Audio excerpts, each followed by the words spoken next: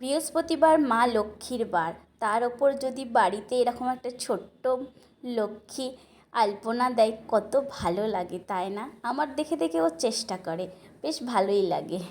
আর এইদিকে ওর বাবা আমাকে একটু হেল্প করে দিচ্ছে। বাতাবি আমি খুব ভালো ছাড়াতে পারি না, তার জন্য ও ছাড়িয়ে দিচ্ছে। আমি পূজাতে প্রসাদ দেব।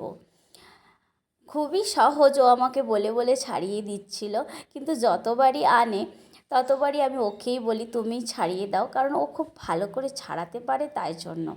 এর মধ্যে কিছুটা আমি প্রসাদে দেব আর কিছুটা নুন দিয়ে জড়িয়ে রাখবো। এটা আমরা 5-10 মিনিট পরে খেয়ে নেব। নুন দিয়ে জড়ালে কি হয়, তেতো ভাবটা চলে যায়। একটা বাতাবি তেতো তেতো ভাব থাকে তো, সেটা কেটে যায়।